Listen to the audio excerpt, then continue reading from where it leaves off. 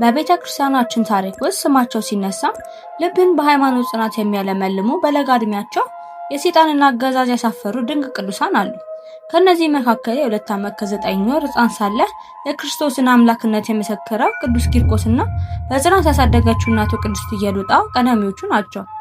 ሊቀ መላእክት ቅዱስ ገብርኤል ከፈላው የናስ ጋን ውስጥ ሕፃኑንና እናቱን ያዳነበት ያንን ታላቅና አስደናቂ ታሪክ በጥልቀት እንመለከታለን። እስከ መጨረሻው አብራችን ቆዩ።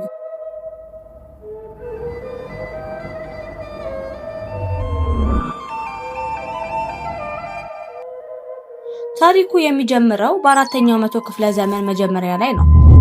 በዚያን ዘመን የሮም ግዛት በነበረች በኪልቅያ አውራጃ ክርስቲያኖችን እንደ ቅጠል የሚያረግፍ ጨካኝ ሀገረ ገዥ ነበረ። ስሙም እስክንድሮስ ይባላል። በዚህ ክፉ ዘመን ውስጥ ቅድስት ኢየሉጣ የምትባል ባለጸጋና በነገድ የንጉስ ወገን የሆነች እግዚአብሔርን የምትፈራ ደግ ክርስቲያን ነበረች።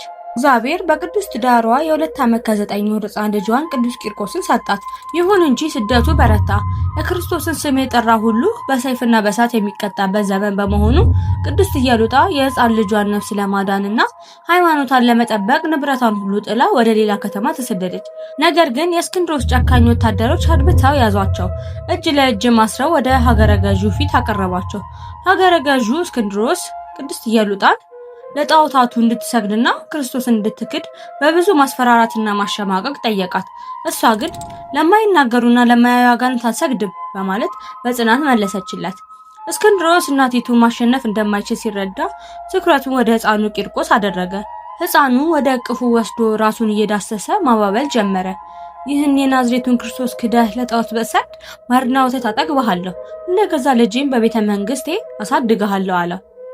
ነገር ግን በዚያ የ2 ዓመት ከ9 ወር ሕፃን አንደበት ያደረው መንፈስ ቅዱስ ነበረ። ሕፃኑ ቅዱስ ቂርቆስ በመንፈስ ቅዱስ ተሞልቶ በዙሪያው የነበሩትን ሽማግሌዎችና መኳንንት ያስደነገጠ የአዋቂ ንግግር መናገር ጀመረ። ሀገረ ገዡን እያመለከተ የሰይጣን መልእክተኛ፣ እኔ የክርስቶስ ባሪያ ነኝ፣ ለአንተና ለረከሱ ጣዖታት ከቶ አልሰግድም አለው። በአዳራሹ ውስጥ ጸጥታ ሰፈነ።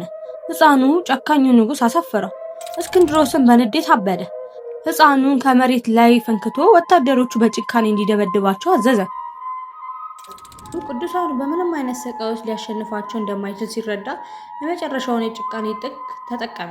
አንድ ታላቅ የናስ ጋን አስመጥቶ እሳቱ ሰማይ እስኪነካ ድረስ ለ7 ቀናት እንዲነድ አደረገ። የሚፈላው ጋን ግን ኃይለኛ ነጎድጓድ ያስፈራ ነበር። ወታደሮቹ ቅድስት ኢየሉጣንና ሕፃኑን ቂርቆስን ወደ እሳት ሊጨምሯቸው ሲያቀርቧቸው እናት በሰዋዊ ጠባይዋ የጋኑን መቅለጥና የእሳቱ ግለት አይታ ለጥቂት ሰከንድ ልቧ ተሸበረ። እናቱ ስትደነግጥ ያየው ሕፃኑ ቂርቆስ ግን ወደ ሰማይ አሻቅቦ እንዲህ ሲል ጸለየ። አምላኬ ሆይ እናቴን ከዚህ ፍርሃት አውጣት። የኖህን መርከብ በማዕበል ያዳንክ፣ አብርሃምን በሰላም የመራህ አምላክ እናትነቷን ከኔ ጋር እንድትፈጽም እናቴን አበርታት። እግዚአብሔር የሕፃኑን ጸሎት ሰማ። ለቅዱስ ኢየሉጣ ሰማያዊ ጥንካሬን ሰጣት። ሁለቱም እጅ ለእጅ ተያይዘው ወደ ጋኑ ውስጥ ገቡ። በዚያኑ ቅጽበት ሰማያት ተከፈቱ። የልዑል እግዚአብሔር ታማኝ መልእክተኛ ሊቀ መላእክት ቅዱስ ገብርኤል በታላቅ ግርማ ወረደ። የብርሃን ክንፎቹን በጋኑ ላይ ዘርግቶ እሳቱን አበረደው። እንደ ውርጭና እንደ ቀዝቃዛ ጠልም አደረገው።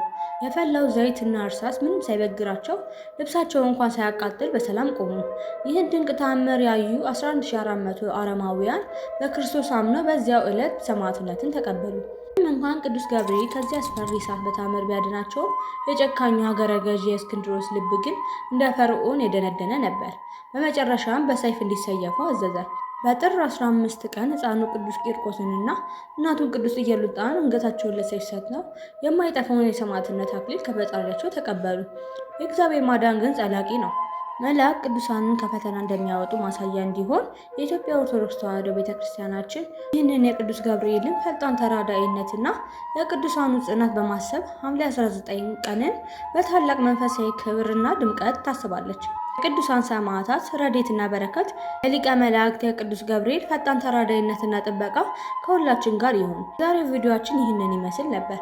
ታሪኩ ለሌሎችም መንፈሳዊ ብርታት እንዲሰጥ ቪዲዮውን ላይክ እና ሼር ማድረጋችሁን አትርሱ።